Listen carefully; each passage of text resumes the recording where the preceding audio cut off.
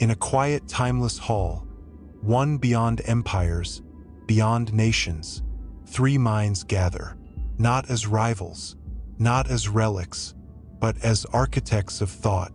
Kautilya, the mind behind Arthashastra; Sun Tzu, the silent tactician of the art of war; and Machiavelli, the realist who penned power with precision. And so, the debate begins. Kautilya begins. He speaks not with fire, but with calculated calm. What is the true aim of strategy? Is it victory, peace, survival? To him, strategy is not born on the battlefield, but in the halls of policy. It is the discipline of shaping power before conflict ever arises. He says, the strategist is a weaver. He threads diplomacy, intelligence, economics, and war into one fabric. Betrayal must be punished, loyalty rewarded, and stability designed, not hoped for. He warns, you do not leave fire near dry grass, nor do you speak truth when silence grants you advantage. Strategy must be engineered, not felt. Sun Tzu follows. He does not challenge, but he contrasts. You engineer, Kautilya, he says. I dissolve. His philosophy is simple, yet profound. Win without fighting. To him, the highest form of strategy is invisibility, the unseen blade, the unspoken shift. He believes that control breeds unrest, that the strategist must not dominate but guide, like water around rock. He says, even deception must carry grace, the whisper that redirects, the shadow that redefines. Victory, in his eyes, is not conquest.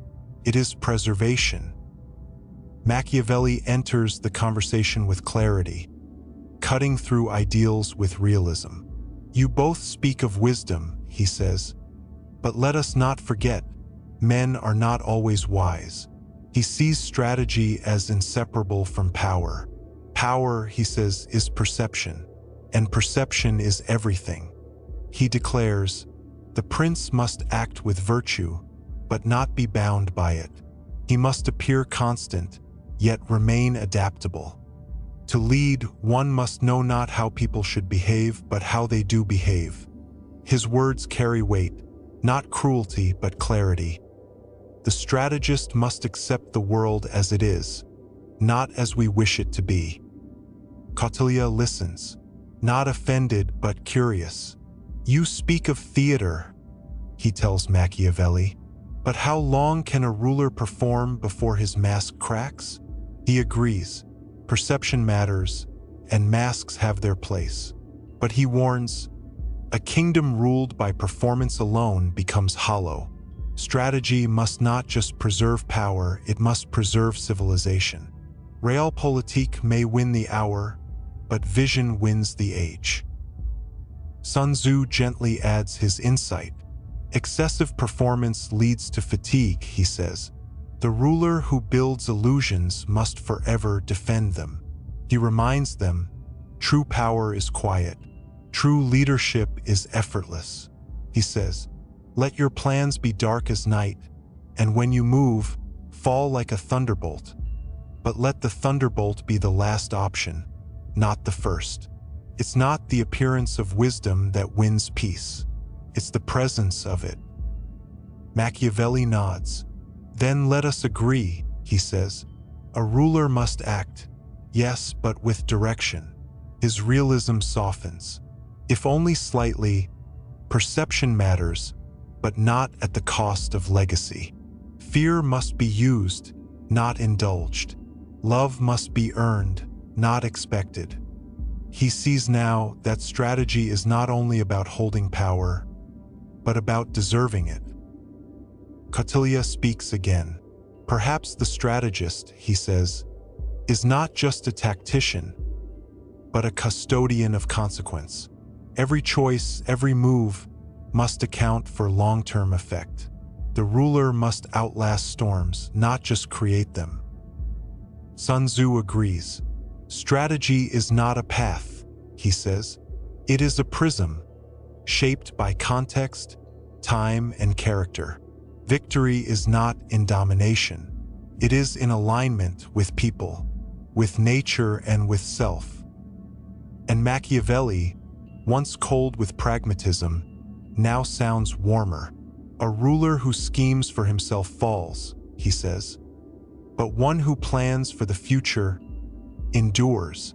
Power, to be wise, must be respected and restrained. Therefore, these three brilliant minds, so different, meet in something higher, not agreement, but understanding. They see that strategy is not a weapon but a responsibility, that intelligence is not possession but stewardship, that power is not domination but design, and in that, perhaps, the modern strategist learns their truest lesson: win not just for the moment, but for the meaning. In the end, what do we take from the minds of Kautilya, Sun Tzu, and Machiavelli? That strategy isn't a weapon to be wielded, but a mirror, revealing who we are, what we protect, and why we choose to lead. In a world moving faster than thought itself, their ideas aren't ancient. They are timeless.